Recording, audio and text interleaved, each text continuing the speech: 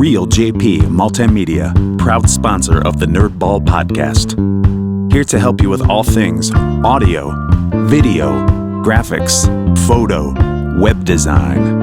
From weddings to real estate, commercial business to private use, we offer a big variety of services for almost any budget. And if we can't do it, we will find someone who can. Find us at realjp.com. That's REELJP.com. Real JP Multimedia.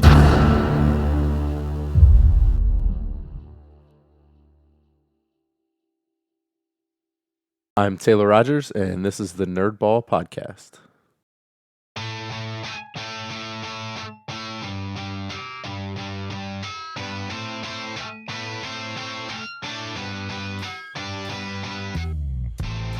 This is the Nerdball podcast with Lorenzo Melcher.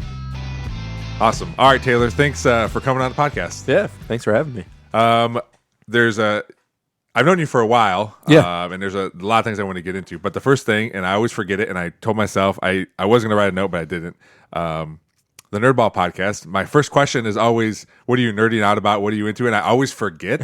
And that's like the premise of this podcast. And I always forget it. So, what have you been nerding out about lately? Something you're really into, if it's books, movies, TV show. The only caveat is it can't be anything to do with your job. Yeah. So something to kind of like get outside of that. Well, I guess that's kind of hard, right? Because I've really been nerding out about the Inside the Hive podcast recently, and I guess that's kind of part of my job. So outside of that, man, I've just been so busy. Probably just football, really. Yeah.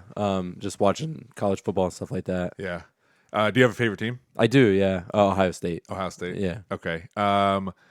They had a hard game yesterday. Yeah. It seemed that way anyway, but a lot of it was weather dependent on that one. It's always hard to watch Ohio State games, no matter what the score is. Do you watch football differently since you became a football coach? 100%. Yeah. Yeah. It's like, I don't even enjoy it almost anymore. It's almost like a job to watch the game because you're like, oh my God, look at that. Look at that blown assignment there. Like, look at that missed call there. Like, yeah.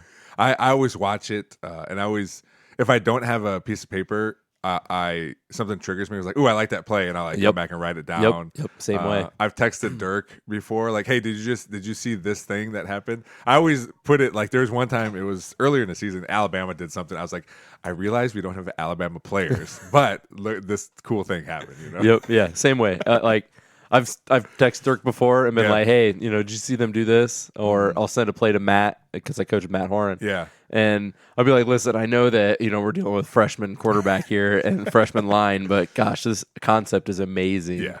Yeah. And a lot of times if you can get like a real good concept or a good if it's like a rub route or a good blocking scheme that you kind of do already, you can make it work with the people you have. Yeah. Yeah.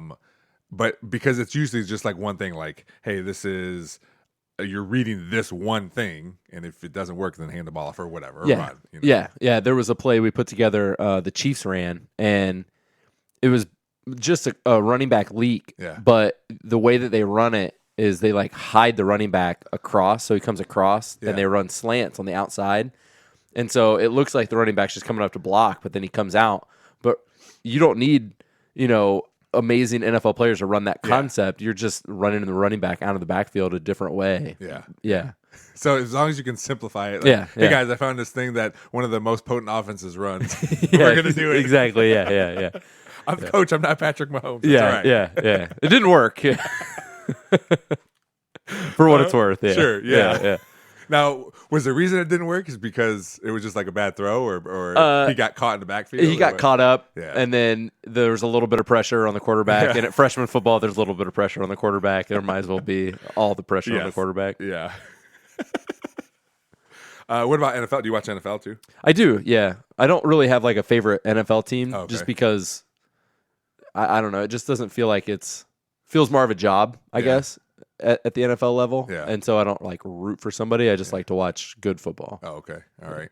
I don't know. I've always had a favorite team in some sport, or even I just watch all sports. But it's hard to. I don't even know what I do it with. I don't know if I would see a sport and I'm like, I don't have a favorite team in this thing. Obviously, those more obscure sports. Even my daughter will come in, and I'm like, football's a little bit different. I'll watch any game, but I still have a favorite team. But my daughter's like, who do we want to win? I'm like, I don't. This is just two teams. I'm just watching football. But she's like expecting. I mean, little kids I think they just want to know like who's supposed to win here. Yeah. Or it's always whoever's winning. That's who she magically likes. Like, of course. Yeah. Actually, last night in the it was the Georgia Tennessee game last night. My wife was like, "So who do we want to win here?" I was like, "Chaos. Like just whatever happens." Yeah. I think that's so funny. Yep. Who do we want to win? Yep. And I want to talk about, because you mentioned Inside the Hive. I had Joel, who was just on last week, who's part of that. I want to talk about that, but I do want to start with kind of your background. Like, where did you grow up? Are you from this area? No, I'm from Kenton, Ohio. Okay. Which is like an hour south of here. Smaller school. We were like Division IV. Okay. Played football, played baseball. It was a lot different 15 years ago. I don't know. It was like honestly, I always compare it to like the school in Friday Night Lights, the movie. Yeah. Like where football is just king. Yeah. It was, like 15 years ago, like king there. I mean, if you were a football player, you got everything. Everyone loved you. Yeah. There's actually, there's a scene from that movie where they come up and they're like, y'all go win state this year to the players, like stop them on the road. It happened. Like we were selling the coupon booklets right back then, and we knocked on the door, and some like it's like kind of not low income area, right? Sure. So some like kind of southern guy answered the door. He's like, "Y'all gonna win state?" And we were like, "We're gonna try." He's like, "I'll buy two, but if you don't win, I'm gonna want my money back." And he was like serious, and we were like, "All right." Wow. Yeah. So that's where I'm from. It was fun though. I had a lot of great memories from there. Did you have any good players that went through that school or any players that went to play? Yeah. So we have, if you look at the OHSA record books, Kenton has the top 5 all-time receiving yards. Oh, really? Yeah. We had 2 quarterbacks, so Ben Mock and Matty Mock. I thought. Yeah. Yes. Yeah. So they play quarterback the next level. Yeah. We had some receivers. We had some linemen. When did you play? Were you involved in with those guys? So Ben graduated the year before I was a freshman. Okay. And then Matty came I want to say 4 years after I left or something like that, 3 years after I left. So I was in the middle. But we did have some quarterbacks in that time that also played Youngstown State, a couple other ones. So there was still some talent. We went to the playoffs a couple years while I was there. We were looking at, because Jack Bohr just had a couple records, like career records and season records and stuff. And we were looking online to see some of these other. It's ridiculous, the career record for receiving yards. Yeah, the dude that has that from Kenton. It was 500 some catches in his career, and it's so crazy. Jack's record was 86. Yeah. But it's that's just how it was. So that kid.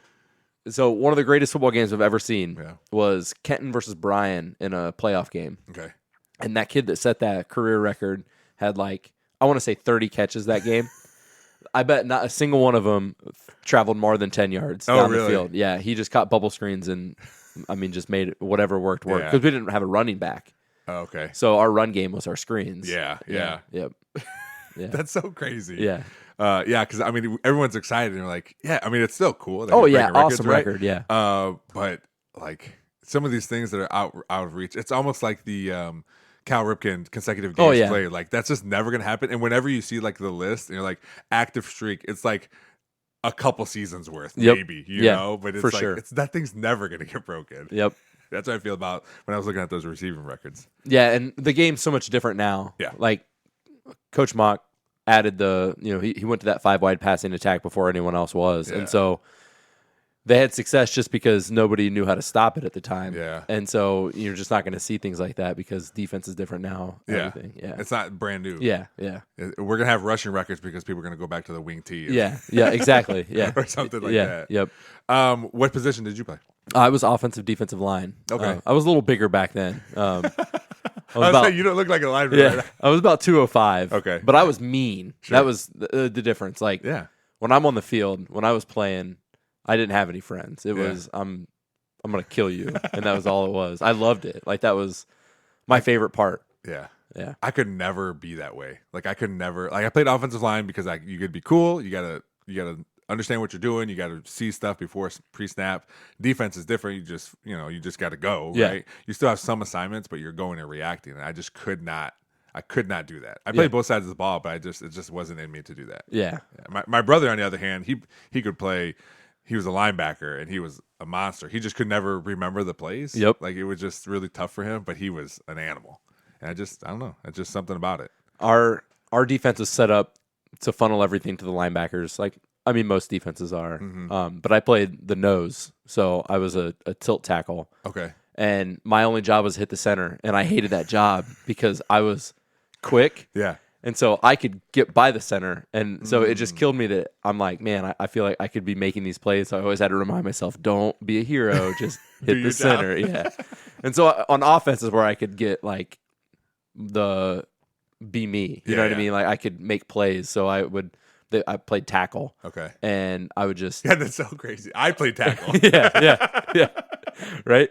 Yeah. And so I would just maul people. Yeah. Because I just loved it. You know what I mean? Like I was able to be mean and be rewarded for it. Yeah. Yeah.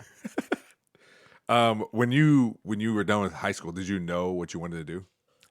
No. Yeah. Actually, it's about 2 years into college when I decided I wanted to be a teacher. I originally thought maybe like a sports agent or something with sports management. Yeah. I had a friend though that was in sports management, and he's like, "No, Really? just don't." He's like, because he ended up getting a job for the Atlanta Hawks, and he said it was just horrible. He's like, I just sell tickets, and I work for upper management, and I do whatever they ask me to do. Yeah. And it just wasn't what he imagined. And so I changed to teaching and love every minute of it. I think part of that, like, that was, and I'm sure you understood this, but part of it is this is his experience. Yeah. And everyone starts somewhere, right? You know, and if you love it enough, Oh, yeah. you know, and we'll get to your, like, how you became a teacher, because it was frustrating for me every year to hear, like, no, I didn't get a job yet. Yeah. But, like, his track was this, you know, or you think of the Miami Heat head coach. Yeah. Right? He was a video guy for a while, and then now he's their head coach and one of the best coaches, and he's been there for a while. So you just got to like grind out what you want to do. Yeah. And maybe if you would have went into that, you would have figured it out, or maybe it wasn't for you, whatever. Or you know, those friends that are like really saying don't do this, you know, and it turned out for you. Yeah. Right? I mean, I will say I'm very happy with the path that I ended up on. Yeah. You know, I'm a big person, like everything happens for a reason.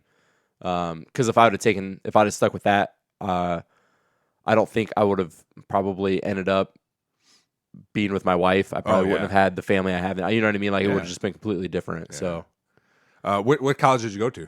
I started out at Ohio State Lima, so it was like a branch of Ohio State that was I could live at home. It was like 15 minutes away, 20 minutes away, whatever it was, and I could drive there. But it was so small. It was like probably smaller than my high school. Oh, really? Yeah. And so I didn't succeed because I just got into the same habits I was in high school.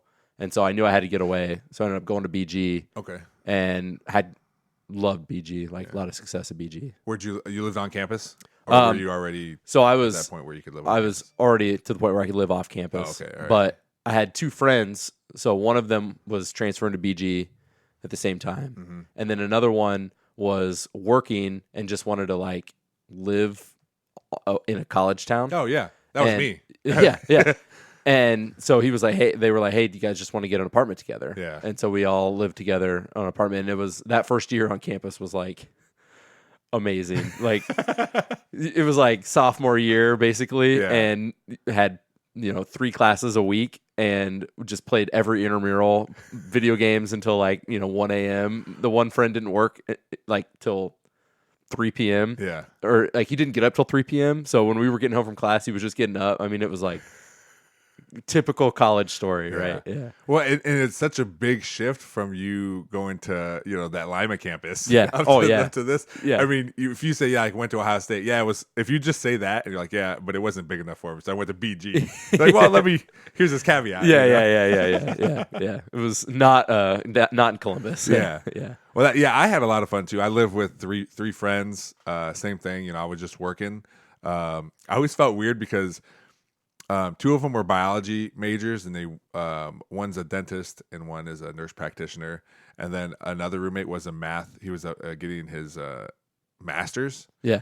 And I'm just like working. I'm like, man, what is this house right now? Yeah. And I'd come home. We had just like most college places has like dry erase board. We had a dry erase board, and usually it's just like guy stuff on there or whatever. I'd come home. There's always like molecules or formulas. And stuff. I'm like, guys, what is this? Someone draw some boobs or something. Come on, right? Yeah. Yep. But it's the same thing though. It was so much fun to experience that. Yeah. And maybe. I don't know. Maybe it would. I don't know if it would have been more or less fun if I was in school, but I obviously I'll never know that. But it was a lot of fun. Yeah, it was a great 1 year experience. You know, like something that you like. I needed that for 1 year where I had like no responsibilities. I worked like 2 nights a week at. I served down in Findlay at Texas Roadhouse. Yeah, and that was it. And the rest of the time I could just do whatever it was that we were doing. Didn't have to worry about anything. So it was a good experience. For me too. Like I always thought I missed out not living on like a dorm or something, but having that 1 year I think was enough for me. You know, I didn't. Yeah. Plus I had going to high school at Perrysburg. So many kids go to BG. Yep. So I'm still in and out of the dorms anyway. Yeah. Or staying the night or whatever. But it was fun. It was good. It was I'm glad I was able to do that. Yeah. You know. So you figure out, you want to go to school for teaching. Is there something specific right away? Like I want to teach this, or is it just like having education right now? Yeah. So the best teacher I ever had was a social studies teacher, and he just made it work for me. Like, I mean, I was good in school, but just the way he taught, like it was just in his personality. And so I was like, well, I like social studies. So I was like, I want to be a social studies teacher. And plus, that was what I was the best at. So I was like, this will be the easiest thing for me to go take these classes. Yeah. I don't think I could go be a math teacher because I wasn't very good at math. Sure. So, yeah. So that was just right away. I knew like social studies. Yeah. And was college difficult for you, or was it okay? It was hard at Lima just because I had never learned how to study. In high school, and that didn't work in college, and so I struggled a little bit at first trying to figure out how college worked. Yeah. But once I got to BG, I mean, no, I was very hardworking in school and knew what to do. Yeah. So after when you're done with BG, where'd you student teach at? Genoa. Okay. And actually, it was a crazy story. So I get there first day to meet my cooperating teacher. Yeah. And he's asked me where I'm from. He's like, his name is Buckeye, and he is just famous there. Like, just really, everybody loves him. Okay, he's like the most lovable dude in the world, and huge into sports, like gigantic sports guy. And he asked me where I was from. I said Kenton. He stopped what he was doing. He turned around. He took me straight to the head football coach, and he said, "Hey, I got a guy for you." Oh, really? Yeah. And I was like, "All right." And they were like, "You want to coach football?" And I was like, "Sure." Yeah. And they were like, "We can't pay you, but we have a great booster program." Yeah. And they're going to give you, I think they ended up giving me like $200 in gas cards. Oh, nice. Yeah. So, I mean, like I was a volunteer coach, but they hooked me up a little bit. And then that actually was just huge for me because it was Tim Speece was the coach there. And he brought me on when they had the playoffs that year. So when the junior high was done, he brought me onto the varsity staff, let me break down film, worked with me on that, and just gave me so much information and just took me on the beginning steps of coaching. And I owe so much to him for that because I never would have gotten that stuff without him. And it was like, as soon as they heard where I was from, they were like, all right, yep, bring him on. And so it was awesome. And then he ended up going to Swanton after that. And my first job was at Lima Senior. Okay. But we had to live in Findlay because my wife's first job was up here in Perrysburg. And so he called me and he said, hey, I'm coaching at Swanton. Do you want to come help? And I was like, yeah, I guess, like it'll be a drive. Yeah. And he's like, whatever you can do, you can do. And so, was that another volunteer thing too? Yeah. Yep. Okay. And so a couple days a week I would go to Swanton and I would just help a little bit until it just got too much. Yeah. And I couldn't do it anymore. But again, like great experience. Like I learned a lot from that. So yeah, it was great being at Genoa. Honestly, again, everything happens for a reason. Yeah. Being at Genoa that year was like perfect. That's good. To hear that guy's like, hold on, and like after you tell him where you're from, you're like, wait, what's happening? Like, yeah, for you sure. I had no idea. Like, wait, am I going to be told to leave or like? Yeah, like, and it was so funny because he didn't like, not to be a prototypical like at that time, but he didn't care about the teaching part of it. You know what I mean? Like, it was like they could care less. They were like, all right, yeah, this dude, bring him over to coach. Yeah. You know, it was so, yeah. Well, I think that's always in the back of administrators' minds. Like, if the head coach is like, we really want this guy, you know, like, well, is he a good teacher, or do they just want him to coach a basketball, football, whatever? Yeah. You know, that's funny. So you mentioned your first job was at Lima Senior? Yeah. Was that at high school teaching social studies? Yes. Nice. I taught financial literacy, econ, and African American history. Okay. It was insane. So teachers up here talk about things that happened at Perrysburg, and I'm like, you have no idea. It is. If you've never been to an inner city school, I had a button on my wall that I could just press it and a police officer would come. Like your resource officer or something? Yeah. Really? Yeah. No kidding. I mean, just crazy. One time, middle of class, 2 police officers came in and took a kid out of my class. He had murdered somebody over the weekend. Murdered. Oh my God. Yeah. I had to send work to the prison after that. I mean, like, that's like, it was crazy. Yeah. You don't, I mean, did you, when you were applying for this job, like, did you know, or did you think like, okay, this is just, I'm going to be here a year and get out of here? Or was it just like, did you know anything about it? Like going into it? Like, so my friend taught there. Okay. And he was like, hey, like, I had been there. I'd done some observations there in the past. And I framed it like that, you know, like it was crazy, but it was really a good school. Yeah. I mean, well, you say that. I mean, well, I was going to say that doesn't happen in Perrysburg. I mean, it did. Someone did kill somebody, but it wasn't like pull them out of the class or whatever. Yeah. But I understand what you're saying. Yeah. It was really a good school. And I loved I would have stayed there. Yeah. But like I said, my wife was up here. Yeah. And living in Findlay and driving all the way to Lima every single day. I mean, not horrible, right? But both of you have, a trek. Yeah. And so I was looking for any opportunity I could to come further up north. Yeah. And so I would have stayed at Lima. I loved Lima. I coached baseball there. I was assistant baseball coach. And that was amazing because they hadn't won a game for like 2 years. And we won one single game, and you would have thought that it was like the World Series, man. Like celebrating. Yeah. It was so fun. But no, so I knew going into it that there was going to be some rough road. Yeah. But I knew that there were some good kids there too. And a lot of those kids just needed some structure. Mm-hmm. And if you could offer them a little bit of stability, then they were going to be fine. I think, and this happens a lot of workplaces too. I think like new people come in and they're like, oh, I can change people, or I can change this or change that. And they have these aspirations, which is good. Like you want that. But I think, and I know there's teachers that have been teaching for 20 years that also feel that way and are making a difference. But then there's also those teachers or those other coworkers or the maintenance guy or a boss at any job where they just don't foster that, or they get into that person's head the other way. Like, I've been here forever. It's not going to happen. Don't try. Yeah. You know? Yeah. No, and it was, like I said, I'd been there a couple times, so I knew the culture a little bit. And my friend said, listen, like, you're going to hear some bad things about this school, but these kids are all really great kids. Yeah. And so I knew going in that it wasn't going to be as bad as what people said it was. Mm-hmm. And so I just embraced it. And honestly, like, I had a great relationship with all of those kids because that's, we'll probably get into this a little bit more, but relationship building is like my biggest thing. Yeah. And so that was all I just built a relationship with them. Like, I liked shoes, and all those kids loved shoes, right? And so on Fridays, I'd wear like different pair of shoes in, like, and they'd be like, "Oh man, Mr. Rogers," And so it worked, and we had a great relationship. And some of your trouble kids that maybe for some teachers that, like you said, didn't want to try, just already had that in their mind, like, this is the way this is going to be, wouldn't be able to get much from those kids, but I was able to get a lot from those kids. Yeah, and all it takes one time is this one little thing. Like for you, it was shoes. Yep. For someone else, it could be like a sports team that somebody likes or something. And, yep. And that's whenever I like mentor kids or try to talk to kids, like I try to find one thing, because if we can connect on one thing, then it kind of opens the door a little bit for you to help with whatever their issue is. Exactly. Or maybe that one thing is their issue, And, I talked to a kid before. He was on the football team, and he talked about like he was going to go to his dad's, but he didn't like going over there.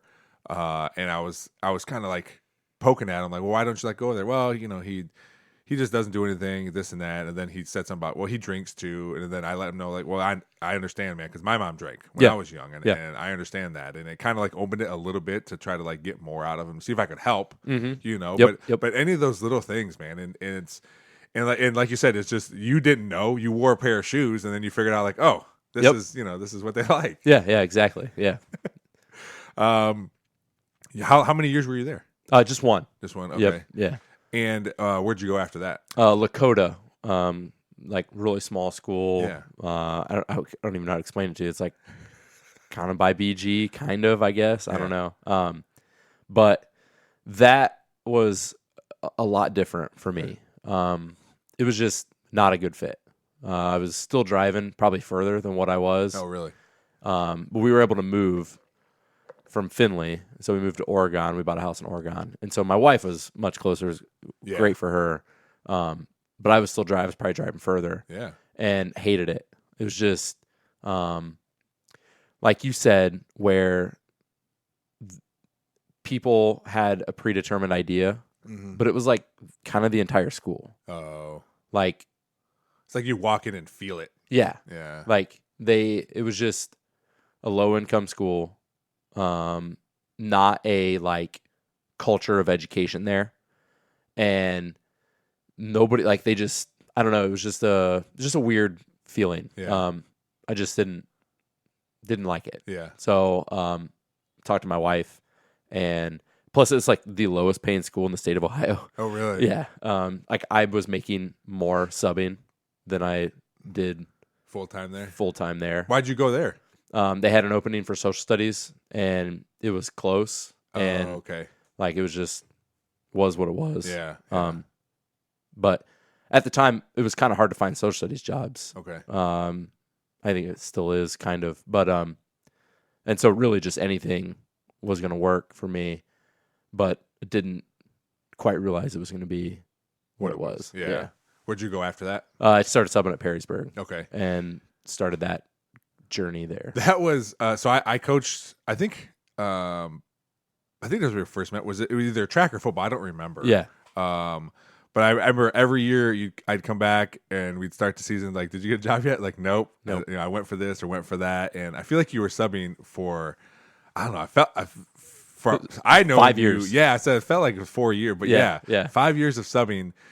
But you made up in your mind like I want to be at Perrysburg. Yeah, I'm assuming there was jobs other places that you probably saw. I'm like, hey, maybe I could go for that or go for this, but it seemed like you pretty hell bent on being at Perrysburg. There was one. I mean, I was still applying to other places, but I was subbing other districts as well. Okay, and it quickly became apparent that Perrysburg was by far the best district in the area. Okay, it was just honestly not even close. Well, you get a good look at that by being in other buildings. Yeah, exactly. Right? Yeah, and at that point, I knew that I wanted what kind of culture I wanted to teach in. Like I had taught inner city, I had taught at Lakota. I did my student teaching in Genoa, which honestly smaller, but I would compare Genoa favorably to Perrysburg as far as like the culture there. Yeah.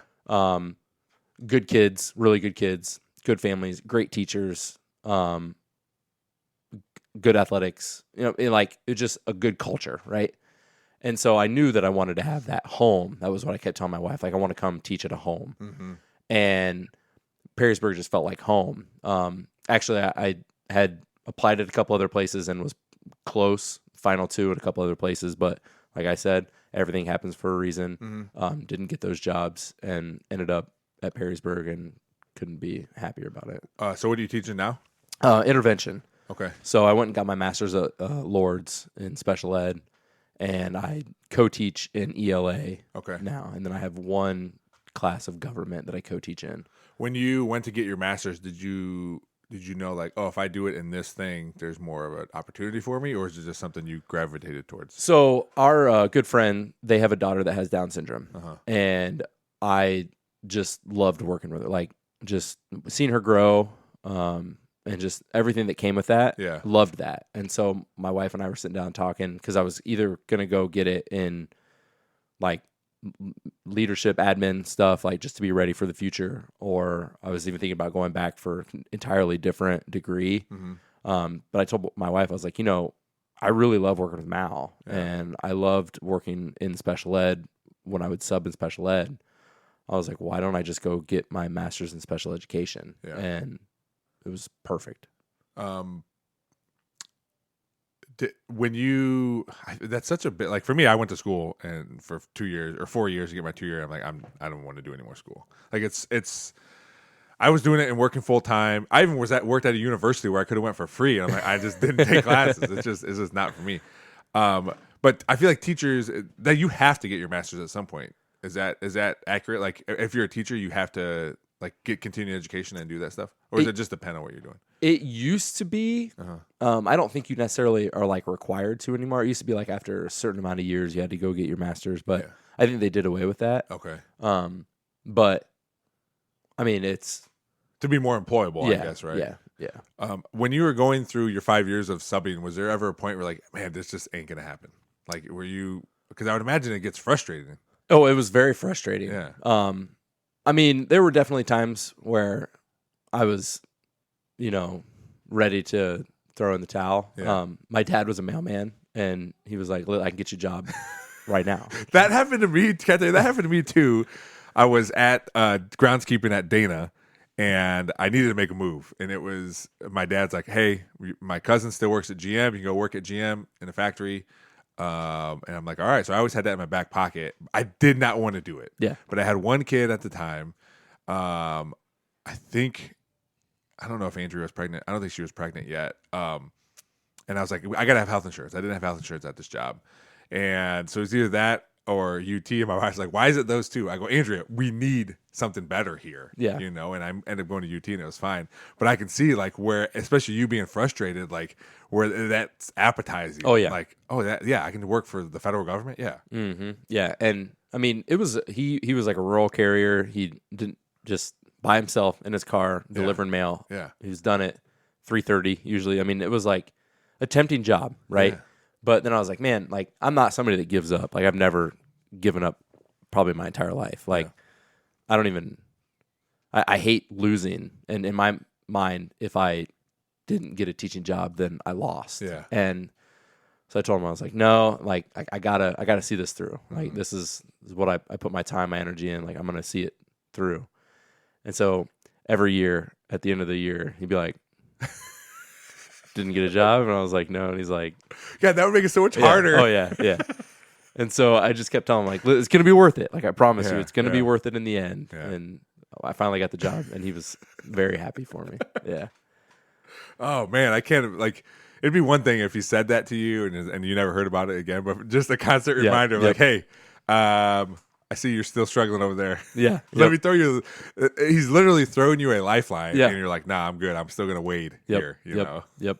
That was exactly what it was. Yeah. It was. That's crazy. Every year harder and harder to turn down the idea of it. And he's like, they need people like really bad. You won't even have to like sub. You can just go in. You can start tomorrow. Yeah. Pretty much. Right. Like you're just going to go in and you can just start delivering mail and have a government job and everything. I was like, nah, I just can't do it. I had a friend one time who she went to school for education and she was still living in town in Perrysburg. And I was at my buddy's house and walking by, delivering mail. I'm like, oh, we went to high school with her. Yeah. And I was like, and I think she did it for a few years and ended up moving somewhere else. But it was just like, but you're right. Like they just needed people all the time. And it's just, here's a good job. Yeah. Oh, for sure. And sometimes those people who like for you, like if it would have happened, you probably would have settled in and be like, all right, well, this is good. I got good benefits, this and that. And then the other stuff would have just never happened. Yep. And then you would have stopped caring to be a teacher. Yep. Yeah. Wow. That's crazy. So now you're how many years have you been full time then? This is my third year at Perrysburg. Okay. Yeah. All right. And coaching those 3 years, is that when you started coaching freshmen? No, my first year I didn't. I contacted Kriegel because he was still the coach then. Yeah. And I said, hey, because I got hired in late. And I was like, hey, I know it's late. You probably have your staff finalized and everything. But if you got any room for me, like I would love to come on. And he said, I'm all full this year, but next year I'll keep an eye on a spot for you or whatever. Yeah. And so the first year I didn't do anything with athletics, nothing, which I'm very happy about because it's probably a lot, right? Yeah, it was a lot. It was an entirely new position and everything. But then Dirk came in and I talked to Dirk and we talked it over, and freshman position was available. So yeah. And you've been doing that 2 years now, right? Yep. Yeah. When I was a head coach, I loved being down there with the freshmen. I think the biggest thing is like I knew all the kids. Yeah. Yep. And there's they're 40-ish, 30 to 40 kids. Not next year. No. Big crew coming in next year. But you can know them all and talk to them and be a part of everything. And I love being on a varsity, but that's the one thing that I miss a little bit is I know my tight ends. Yeah. And I know the JV kids for the most part, but those really good kids who skip JV or only play a game or two, like Eric Bush this year. Yeah. He played a few games, and then I just saw him on Friday night. I go, man, Eric, I feel like I haven't even seen you. Yeah. You know, because I'm with the line a lot of times with tight ends, but we just don't interact as much. So that's what I liked about being with the freshmen. Yeah, it is definitely a different environment for sure. Yeah, and it goes back to you're like wanting to connect and be part of that, you know, because like you said, that's important for me too. Like I want to be, as much as I like being your coach, like I want to, if I can help you in other ways, you know, or if I can connect you with people or whatever, or little things like Ryan Thompson, who graduated last year, he works with lawnmowers and he's just good with mechanical stuff and cars and that. And my neighbor, his lawnmower broke. So he came, picked it up a couple days later, dropped it back off, and it was working just fine. Yeah. You know, and then they made a connection, and I think my neighbor gave him a couple lawnmowers he could have, you know. So like all those little things where, because you know me or I know you, like we can help each other. Yeah, I agree. It's always awesome. Yeah. What do you do for the freshmen? So tight ends and safeties is my official title. But our safeties pretty much just go with our DBs anyway. Yeah. I mean, there's not like separate there. So Scrappy and I just coach DBs together. Okay. Tight ends, I usually work with them in the summer. So when we're in camp, we'll go over, different things with that. But after that, it's basically they're just with receivers half the time and line half the time. Mm-hmm. And so there's, I don't know. I don't really have like I call the secondary, I call the coverage games. Yeah. And Matt and I do a lot together for just little things here and there. I'm just kind of a jack of all trades, I guess. Yeah. Yeah. But you started as a junior high coach too, right? Because we coached together. Yeah. To be able to like move up, so I've done 3 different levels now. And fortunately for me, like I saw the same kids 3 times. So I saw them as 7th graders, and I moved up to be freshmen, and I saw those same kids again, and then moved up when they were seniors. I moved up again. Yeah. And to see like growth, and that's another thing, connecting with these kids, like to see them from junior high kids all the way up to like seniors and playing football. It's crazy. It's what, I don't know, 6 years. Yeah. But in those 6 years to see like not only like physical, but like emotional growth and all these, it's almost unbelievable. Yeah. Sometimes. Yeah. So let's see, I coached football, I think for 3 years. I don't remember for junior high. I don't remember how long I was there, but these seniors I had this year's seniors were my last 7th grade that I coached. Yeah. And like, I'll tell you, so the growth, yes, but I knew in 7th grade that this class is going to be special. Okay. I mean, you could tell then that they were different than some of the other 7th graders that we had.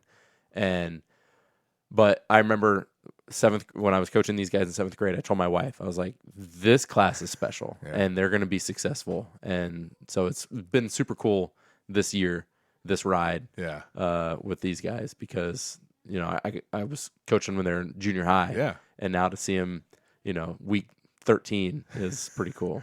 How is it? I've never, I guess I did it when I was a junior high coach too, but do you feel like you want to do more on a Friday night? Like when you're out there, I know you do stuff up in the box and with those guys, but when you're on the sideline, because you've done it, I mean, and correct me if I'm wrong, but I think this year you're doing a lot more than last year. Yeah. But when you're out there, like, because you're a football coach, I know when I was there, I was like, I would always ask Kriegel, and I even told him, like, man, I felt like I was annoying because I went like through some old emails. Because like you just knew what you wanted, and you were persistent, and it paid off for you. But I always feel like when I was there, I was like, I would just want to do more. Let me do more.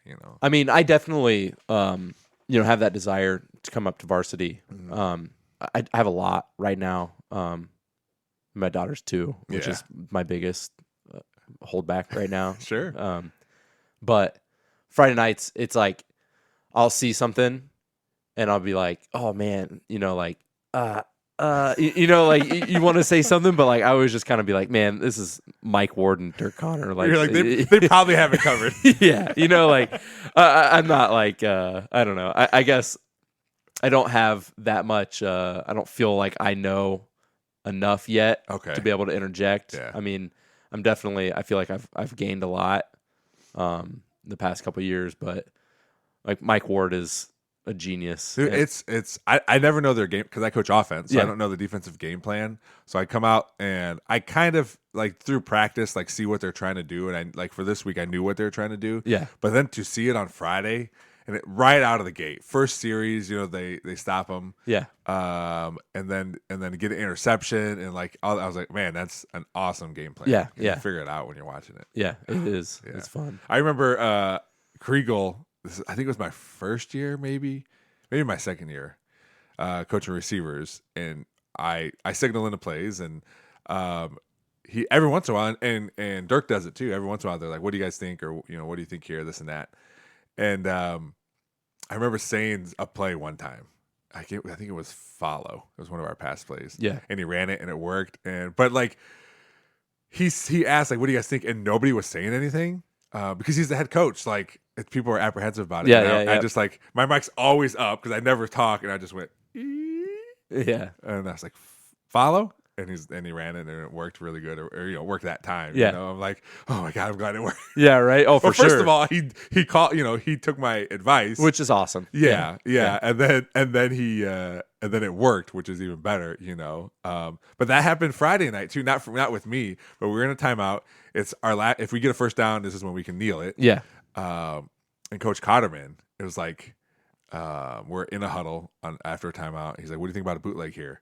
And Dirk looked at him and he's like, "Yeah, I like that." And he called it, and it worked. And like to see the smile on everyone's face, to look at Sam and to see like, "Oh man, he called that." And so I think it was our Gary was like, "Did you call that?" And he's like, "Yeah." And it was just such a cool moment because we're all together, and through our game planning and through the week, they take Coach Connor and Coach Ward take advice, and they want to know. That's why we're there to help, right? To coach. Yeah. But to like see it immediate, you know, it was pretty cool. Yeah. Yeah. Well, and you know, with Sam being the offensive line coach, I've always said, I mean, and if you look at like Coach Connor.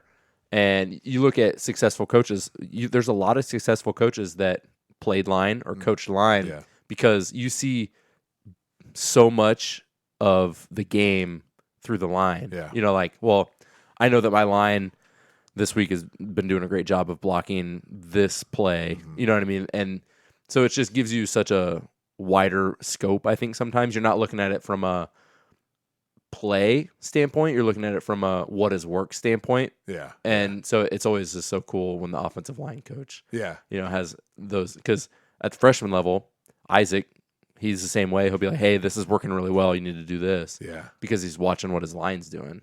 Sam does that too. Like, "Hey, we need to go back to this play." Yep. And there's, "Oh yeah, thank you. Yeah. You know, like, and it just makes you. And I've only worked with 2 head coaches on a varsity level. And they've both been great at that, like not like shutting you out, you know, or just like, "Hey, I got this," you know. Yeah. So that it just makes you more comfortable or more apt to say like, "Oh, what about this?" Yeah, for sure. And then if they do say, I don't know, we tried it or it didn't work, then it's fine, you know, because you know that doesn't happen all the time. Mm-hmm. So you're still wanting to give feedback, you know.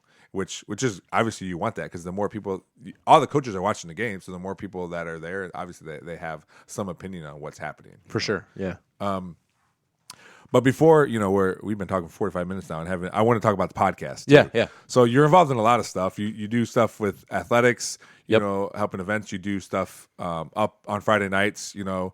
I always get nervous because you're like, "Hey, give me a minute warning."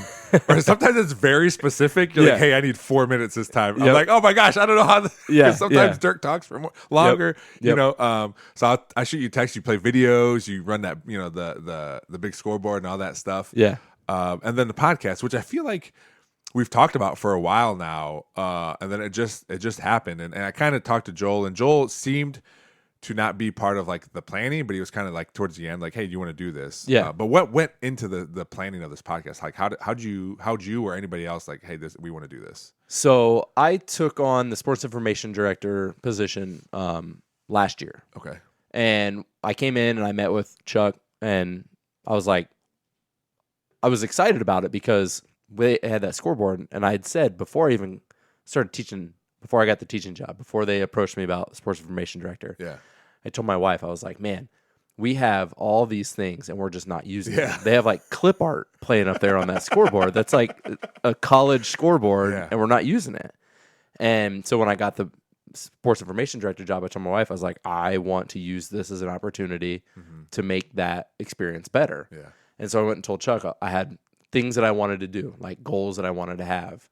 I said I wanted to get the scoreboard. I wanted to use that a little bit more for what it's worth. I want to get a better media presence, and I want to have a podcast because podcasts, obviously we're on one right now, right? Like they're a big thing right now. Yeah. And I said, we have so many people in this school, coaches, players, administrators, teachers that are involved with athletics or have awesome stories of athletics that aren't getting out there. And it's an opportunity for us to have our kids that have talent in the school use that talent. And so we talked about it, and late last year, so it was like right before Christmas, I had the idea of Jacket Sports Network, which was around a while ago, I guess. It was like some older guys that did it, whatever. And I told Chuck, I was like, what if we bring this back and it's students doing it? And he loved it. And so we had the initial meeting. We had a good turnout. Obviously, there were kids there that just wanted to come see what it was about. So we ended up with about a core, I would say maybe like 15 kids, whatever. Which is still awesome. Awesome, Right? yeah. And you know they want to be there. Oh, exactly. Yeah. And for initial first year, basically. And so we started the year last year in lacrosse because like lacrosse has nobody in the stands, right? Like just parents. We don't have a big Friday night crowd like football.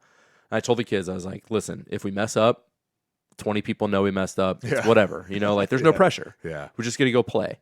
And so I had like 4 kids on the sideline, lacrosse games, getting pictures, getting videos. And then the pictures were great because I do the social media for athletics. And I didn't have anybody taking pictures of lacrosse games. So if I wanted to post a final score graphic, it was just the generic graphic with like buzz. Yeah. And I'm like, this is boring. And so I was able to get pictures from that. And then at the end of the year, they put together a big hype video for lacrosse. And then they also had us do the senior night videos. And I was like, man, this is really good. Yeah. Like, we've got some talent. We need to do this Friday night. And then we got to talk about the podcast. And I was like, this is something I want to do.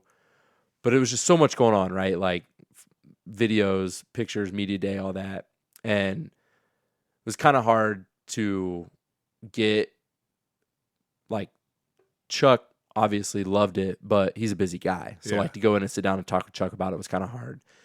And so finally I was just like, you know what, whatever. I'm just going to do it. Like this is just, it's going to have to be done. And so I said, we're doing this in 2 weeks. And they're like, all right. And so I talked to some people and they were like, Jack Weisenberger would be a great host and Joel Cady would be a great host. And so I didn't want to get them on board too early because if it didn't work out, I didn't want them to be disappointed and be like, whatever. And so I wanted to make sure I had all the ducks in a row first. And then I went to them. I was like, what do you guys think about hosting? They loved it. And so it was kind of just a last minute thing. I went to Chuck. I was like, hey, I need these 3 things. Amazon order didn't show up. So we weren't even able to do the podcast that day. Like, I remember that day. Yeah. And so like we had to end up pushing it back a couple of days, but it worked because it was like, we have to do it this day. Yeah. And so everybody got on board. It didn't work, but we had everything that we needed.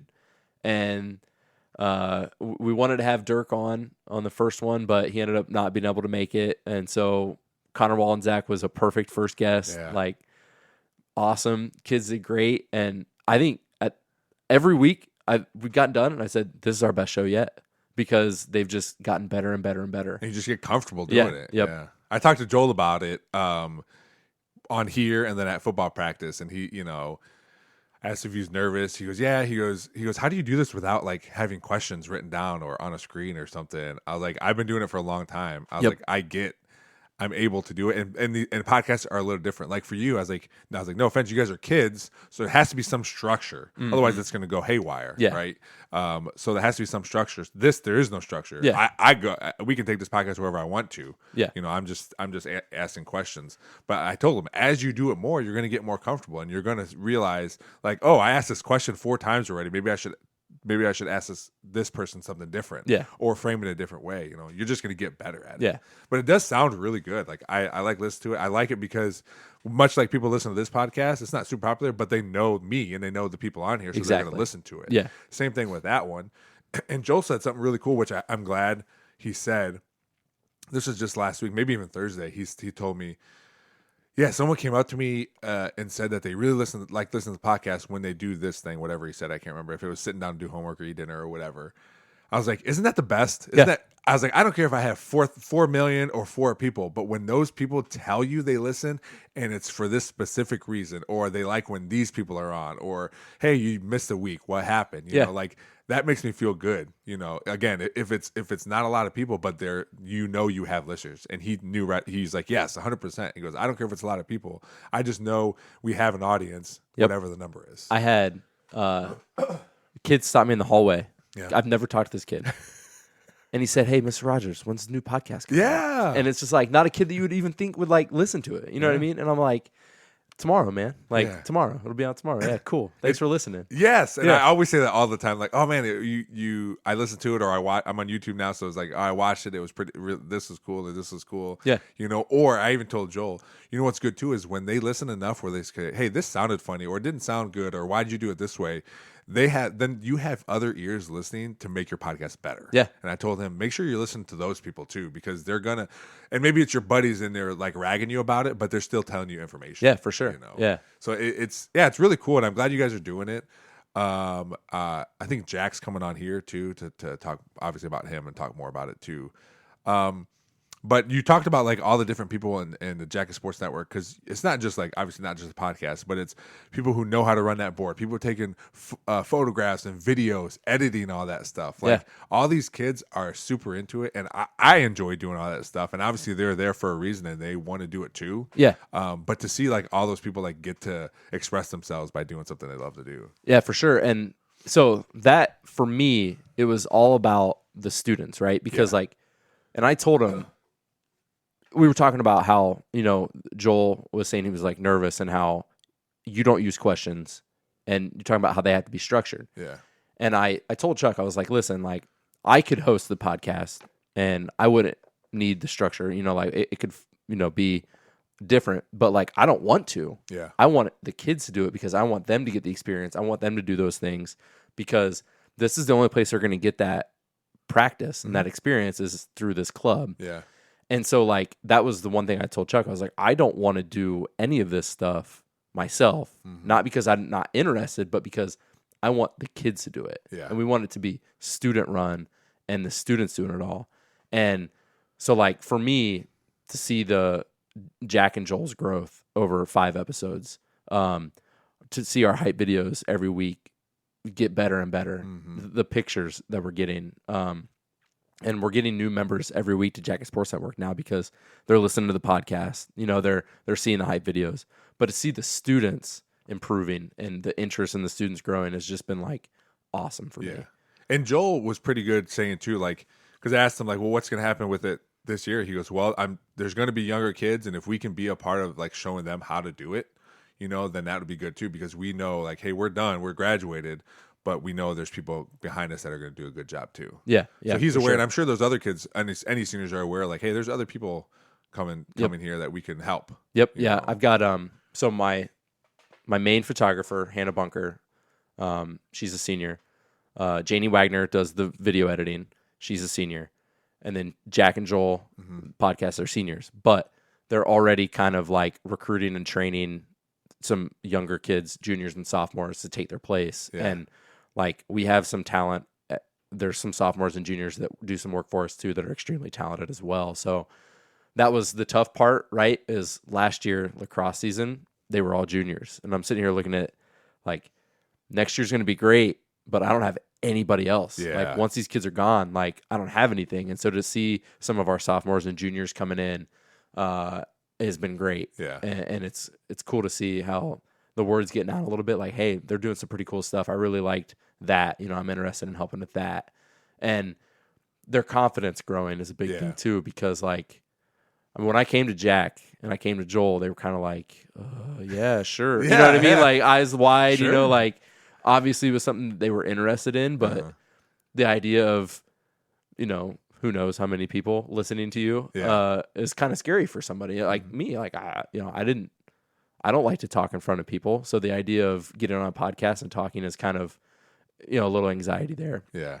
But now when Jack gets there, man, he's like a professional. Comes in, he's got like his laptop's like a briefcase on him. He sits down, he's like, all right, what are we doing today? You know what I mean? Like he's like professional. And then Joel comes in from the shower and he's like ready to go. I mean, Joel, he's like, that personality of Joel is just so like infectious. So he comes in and it's just awesome to see it. Yeah.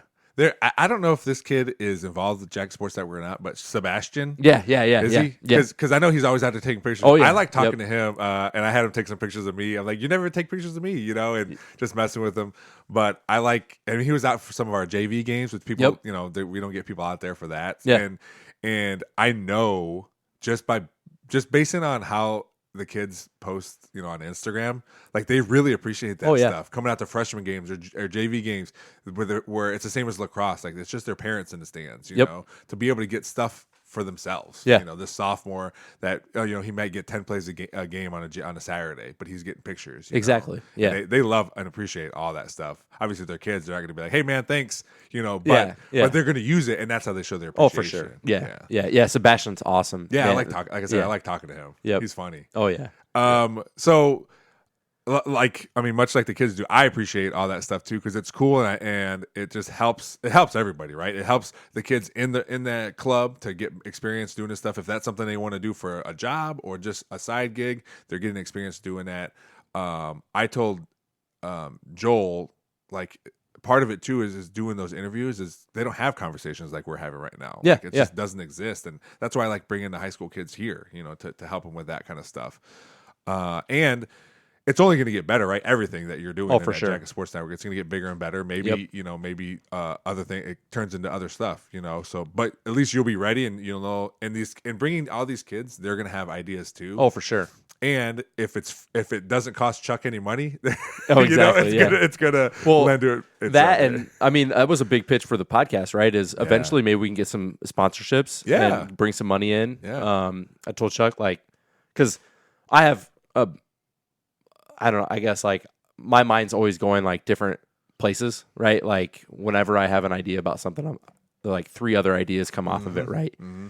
And so when I was telling Chuck, I was like, man, one day we just sat down and talked for probably 30 minutes about different ways that we could use Jacket Sports Network to bring some money in too, because like we need more cameras, we need, better equipment, like just things like that. And it's like, all right, well, we can get some sponsorships on this, like whatever, but the just opportunity that wasn't there that is now. Yeah. And like I said, I mean, I have some ideas too. I would still love to have our Jacket Sports Network have a play-by-play of football games, basketball games, like sideline interviews, like all those things, because we have the capability at Perrysburg. I mean, we have the things that we need in place. We just have to like use it. Mm-hmm. And so I know kids want to do those things.